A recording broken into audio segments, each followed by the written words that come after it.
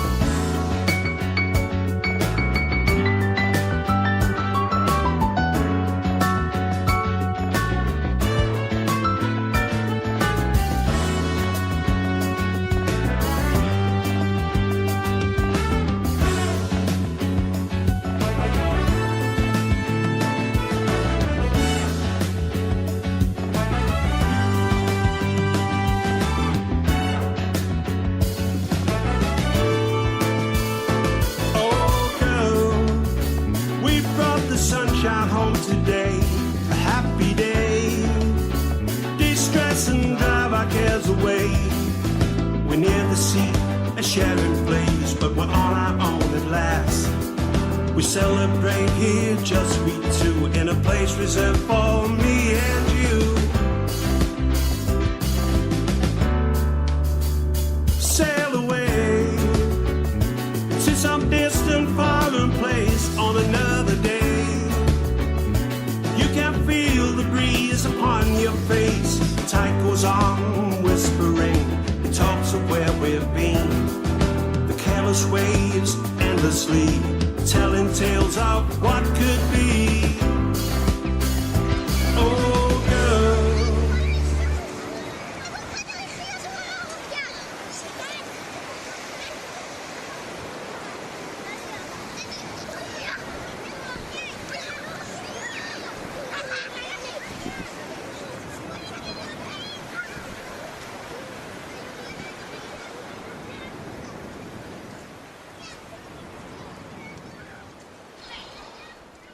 Paganeth, and that was Oh Girl. Now, this song was bluesy, but there were certain parts that actually sounded kind of reggae slash ska-ish, as far as like guitar riffs and having the horns in there as well.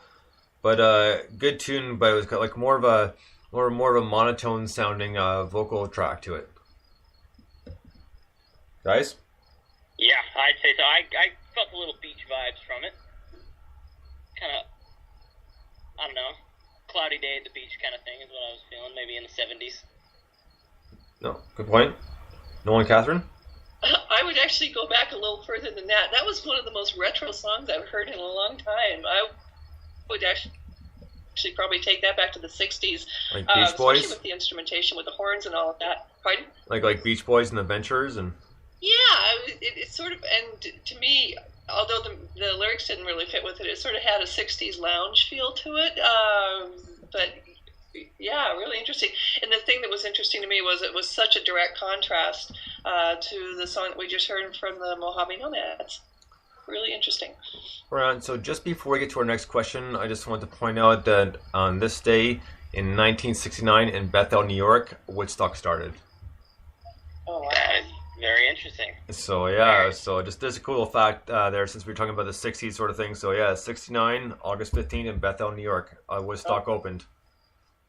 There we go. So Great right on. day to have an interview. Yeah.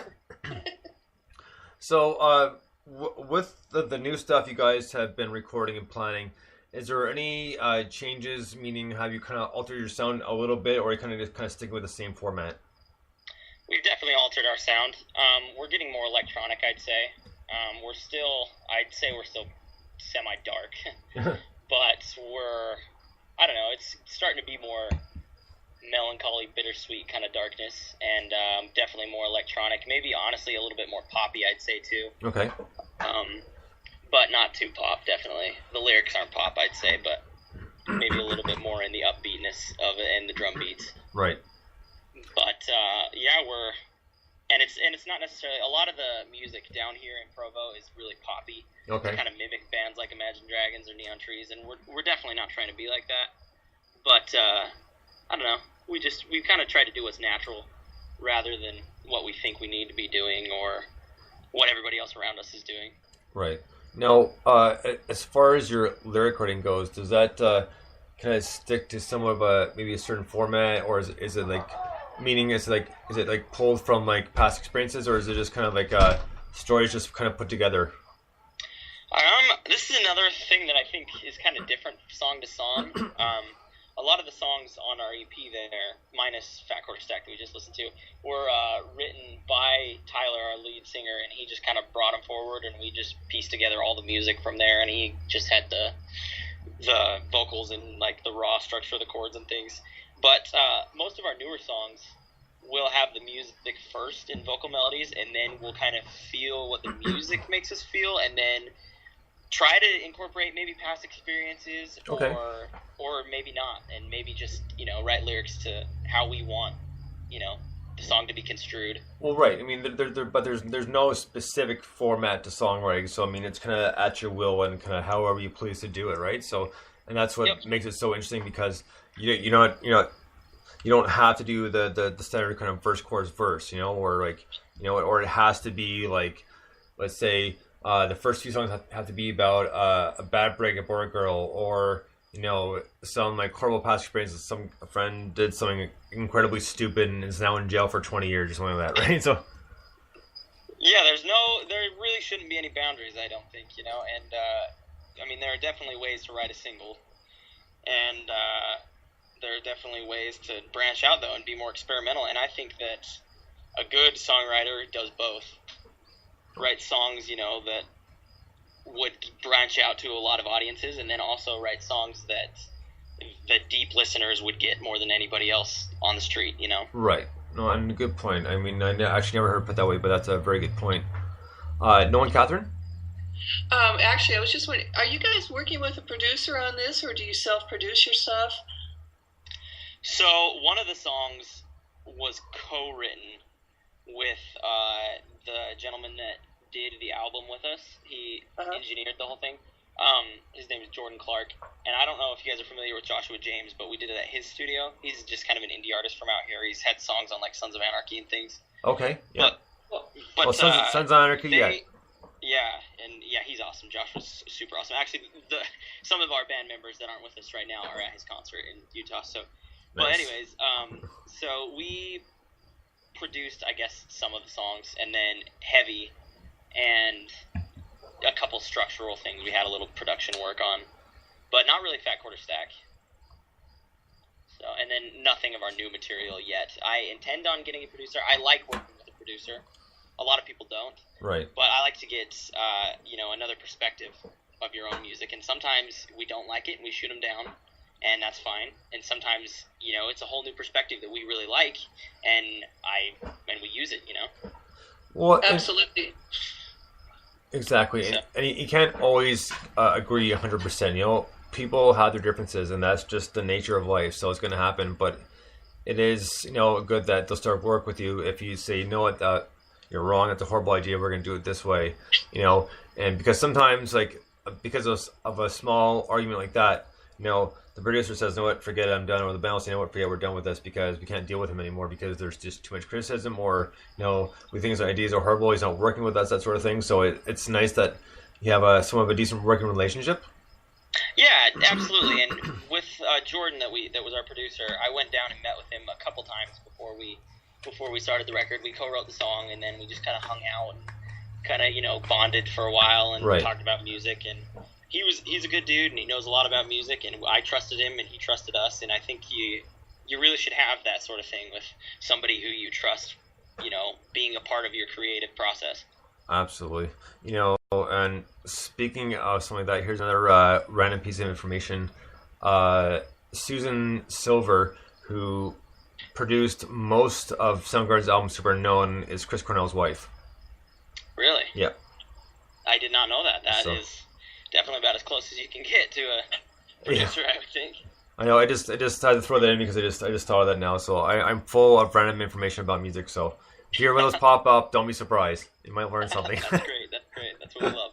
Right on. So we're gonna take a quick little break here. We're gonna get to the next band off this compilation. The band is called Low Rise. And the song is called "Kill to Love." Dig this.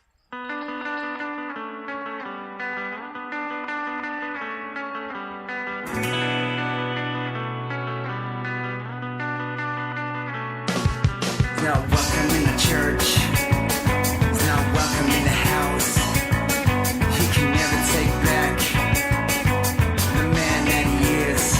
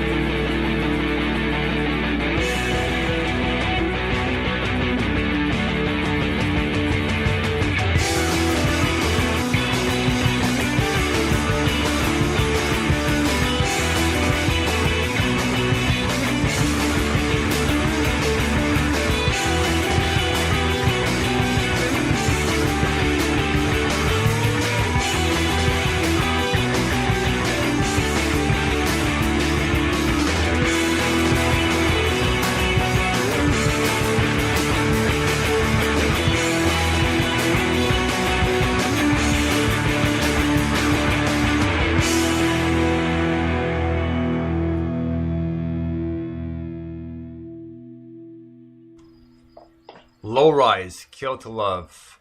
That was a pretty moving tune, and the vocals were a little. I think the best way to say it's a little weird, but not in a bad way. Like, I mean, it kind of went between like really raspy and like kind of super clear and kind of straightforward. If that makes any sense.